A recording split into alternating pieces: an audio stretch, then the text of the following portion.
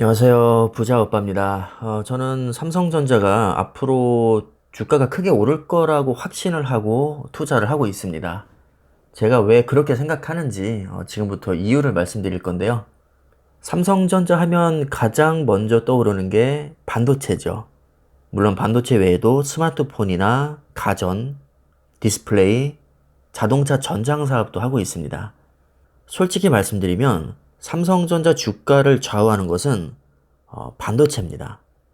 결국 반도체가 대박이 나면 삼성전자도 오르는 것이고요. 쪽박이 나면 주가도 폭락한다고 보시면 됩니다.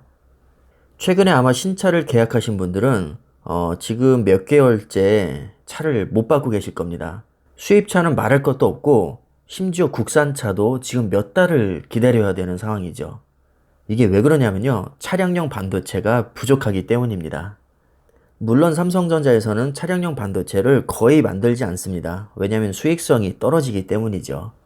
하지만 지금 반도체 부족 현상이 차량에만 국한된 게 아니라 거의 모든 분야에 걸쳐서 사정은 크게 다르지 않습니다. 삼성에서 주로 생산하는 모바일이나 PC용도 마찬가지고요. 서버용도 크게 사정은 다르지 않습니다. 심지어 CCTV 들어가는 반도체도 지금 공급이 제대로 안 되고 있어서 웃돈을 주고도 한참을 기다려야 된다고 하죠. 제가 얼마 전에 기사에서 본 적이 있습니다. 자동차야 우리 일상생활에 워낙에 밀접하게 연관이 있기 때문에 더 크게 부각이 됐을 뿐이고요. 사실 따지고 보면 거의 모든 분야에 걸쳐서 지금 반도체가 너무나도 부족한 상황입니다. 그래서 지금 반도체를 하나 주문하면 못해도 4개월 이상은 기다려야 된다고 하고요. 테슬라는 고급 세단의 출시를 취소했습니다.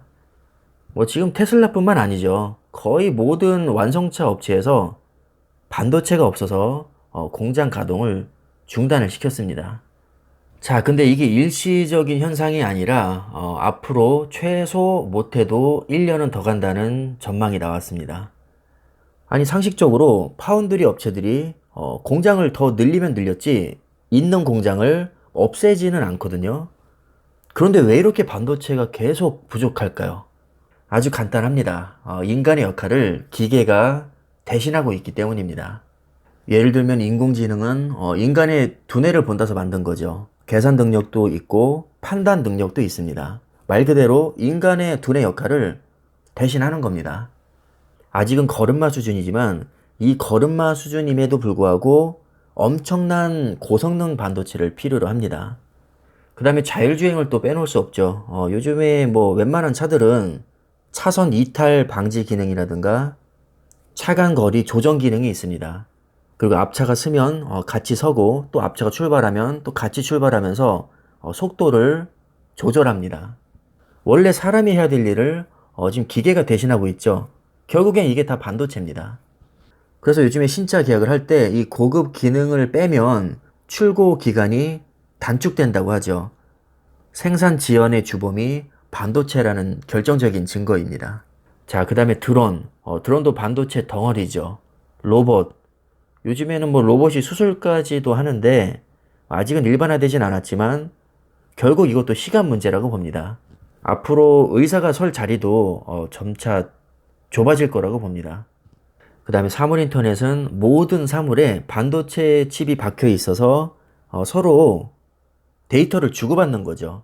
예를 들어서 사람이 침대에서 일어나면 원두를 자동으로 내리고 그 원두를 서빙하는 기계가 식탁 위에 갖다 놓고 커피를 타 먹으면 자동으로 식기세척기에 또 갖다 놓고 출근하기 위해서 현관문을 열고 나가면 엘리베이터가 자동으로 오고 주차장에 도착할 때쯤 되면 차량에 시동이 걸려 있고 이런 식으로 모든 사물이 인간의 움직임을 예측하면서 자동으로 정보를 처리하는 거죠. 이게 바로 사물 인터넷입니다.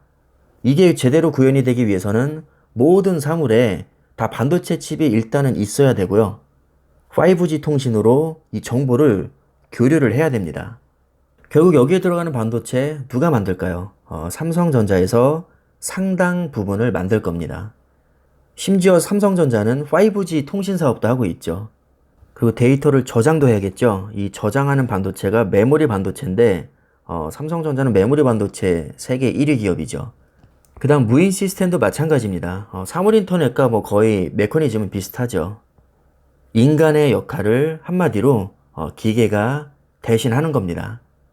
여기에 반도체가 빠질 수 없다는 것이고 인간의 생활이 점점 편리해질수록 반도체 수요량은 증가할 수밖에 없습니다. 인간의 특성상 절대 퇴보란 없거든요. 인간은 편리한 것을 너무나도 좋아하기 때문에 한번 편리함을 맛보면 절대로 뒤로 후진하지 않습니다. 반도체 수요량은 무조건 폭발적으로 증가할 수밖에 없다고 봅니다. 무선 청소기를 써본 사람은 유선 청소기로 돌아갈 수가 없죠. 그리고 로봇 청소기를 써본 사람은 무선 청소기도 귀찮아서 안 합니다. 지금 제가 그렇게 살고 있습니다, 실제로. 자, 결국 뭐죠? 자동화의 핵심은 반도체라는 겁니다. 계산은 비메모리 반도체가 하고요. 저장은 메모리 반도체가 합니다. 삼성전자는 이미 메모리 반도체 1위를 하고 있고요. 비메모리 반도체는 현재는 잘 못하고 있지만 10년 후에는 세계 1위를 목표로 하고 있습니다. 비메모리 설계 쪽은 경쟁력이 좀 많이 떨어지지만 제조 기술력만큼은 이미 세계 최고 수준에 올라와 있습니다. 이 반도체 제조를 파운드리라고 하는데 파운드리 핵심은 기술력과 자본력이죠. 지금은 거의 TSMC가 다 해먹다시피 하지만 냉정하게 봤을 때 유일한 대항마는 삼성전자밖에 없습니다. 결국 파운드리 시장에서 진짜 돈 되는 반도체는 TSMC와 삼성전자가 둘이 양분하게 될 거고요. 기술력에서 우위를 점하는 기업이 그 점유율을 점차 가져올 거라고 봅니다. 따지고 보면 지금 반도체 부족 사태는 파운드리 공급 부족 문제라고 볼 수 있는데 한마디로 폭발적인 수요를 감당하지 못하기 때문에 벌어진 현상이죠. 자, 그렇다면 이게 일시적인 수요 증가 현상일까요? 아니면 앞으로도 지속적으로 수요가 폭발할까요? 아주 간단하게 예측할 수 있습니다. 인간의 역할이 감소할수록 반도체 수요는 증가할 수밖에 없는 거니까 미래에 인간의 역할이 축소될지 확대될지만 따져보면 됩니다. 누가 봐도 인간의 역할은 점차 축소될 거고요. 사람들의 일자리도 점점 줄어들 겁니다. 그 역할을 당연히 기계가 대신하게 되겠죠. 자, 그렇다면 생각할 것도 없이 반도체 수요량은 폭발적으로 증가한다고 보는 게 맞고요. 반도체 수요가 증가할수록 파운드리 목걸이도 증가하게 됩니다. 더구나 지금은 4차 산업혁명 막 초입 단계에 와 있기 때문에 지금의 반도체 부족 현상은 시작에 불과하다고 보는 게 맞을 겁니다. 자, 삼성이 어떤 기업입니까? 돈 냄새를 정말 귀신같이 맡는 기업이죠. 이거를 모를 리가 없기 때문에 실제로 지금 삼성전자 전체 사업 중에서 파운드리 투자하는 금액이 압도적으로 가장 많습니다. 평택 고덕에 총 6개의 반도체 공장이 들어설 예정인데 이미 2개 라인은 완공이 됐고 일부는 지금 가동 중에 있습니다. 가장 최근에 완공된 P2 라인은 현존하는 세계 최대 반도체 공장이죠. 근데 여기서 끝이 아닙니다. 이거보다 훨씬 더 큰 P3 라인을 지금 공사 들어가고 있고요. 이게 완공이 되면 본인들이 가지고 있는 기록을 갈아치우게 됩니다. P3 라인 하나에만 자그마치 50조라는 정말 엄청난 돈이 투입될 예정입니다. 지금 추세로 봤을 때 10년 후에 파운드리 시장 규모는 지금과는 비교도 안 될 정도로 엄청나게 커질 겁니다. 반도체 설계를 누가 하든 어차피 초고성능 반도체 제조는 기술력이 가장 뛰어난 TSMC나 삼성전자의 몫이 될 겁니다. TSMC가 뭐 아무리 기술력이 좋고 규모가 커도 자기 혼자서는 다 만들 수 없기 때문에 결국 남는 물량은 삼성전자에게 넘어올 수밖에 없습니다. 삼성전자의 기술력과 자본력이라면 저는 파운드리 성공 가능성이 충분하다고 봅니다. 보통 파운드리를 얘기할 때 뭐 TSMC를 이길 수 있다 없다 뭐 이런 얘기들을 많이 하는데 물론 이기면 더 좋죠. 하지만 순위보다는 점유율이 더 중요하다고 봅니다. 점유율 높은 이인자만 돼도 파운드리에서는 충분히 대박을 낼 수 있습니다. 삼성전자 최악의 시나리오는 메모리 반도체 1위 자리를 뺏기고 파운드리도 투자 실패하면서 반도체 경쟁력을 상실하는 거겠죠. 반면에 최상의 시나리오는 메모리 반도체 초격차로 1위 자리를 공고화하면서 파운드리 대박으로 TSMC를 꺾고 비메모리에서 세계 1위에 오르는 겁니다. 이렇게만 된다면 반도체 기업 중에서는 넘사벽으로 세계 1위 기업이 될 수 있습니다. 이쯤 되면 꼭 빠지지 않고 나오는 얘기가 있죠. 삼성전자는 망하라는 법 없냐? 당연히 있습니다. 망할 수도 있기 때문에 확신이 없으면 절대로 삼성전자에 투자를 하시면 안 됩니다. 솔직히 말씀드리면 좋은 반도체 기업은 널리고 널렸거든요. 굳이 삼성전자를 고집할 필요는 없습니다. 앞뒤 안 보고 무조건 삼성전자에 투자를 하라는 게 아니라 확신이 있고 기꺼이 원금 손실 리스크를 감수할 각오가 되어 있는 분들에게만 저는 삼성전자를 추천을 드립니다. 아니 삼성전자 좋다고 해서 투자했는데 2달 만에 마이너스 10% 손실이 났네? 아 짜증나서 잠이 안 와. 자 이런 분들은 절대로 삼성전자에 투자를 하시면 안 됩니다. 10%가 손실이 나든 30%가 손실이 나든 어차피 길게 보면 우상향할 종목인데 뭐 굳이 연연할 필요가 있냐?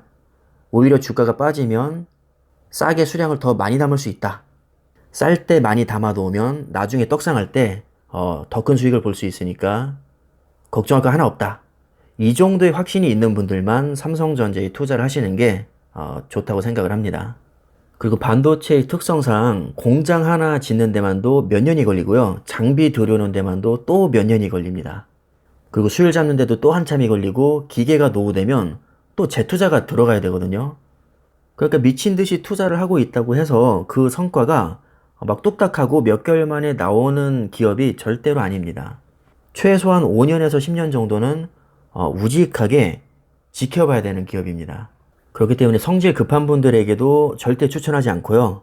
조금만 손실이 나도 막 억울해서 잠을 못 자시는 분들 절대 추천하지 않습니다. 주가의 변동성을 그냥 쿨하게 받아들이면서도 10년 이상을 믿고 장기 투자하실 수 있는 분들에게만 저는 적극 추천을 드립니다. 자, 그럼 저와 같이 장기 투자하시는 분들 다들 화이팅 하시고요. 길게 보면 반드시 저는 우상향할 거라고 믿습니다. 저와 생각을 같이 하시는 분들은 걱정 붙들어 매시고 삼성전자를 믿고 쭉 가시면 되겠습니다. 자, 그럼 오늘 영상은 여기까지 하겠습니다. 감사합니다.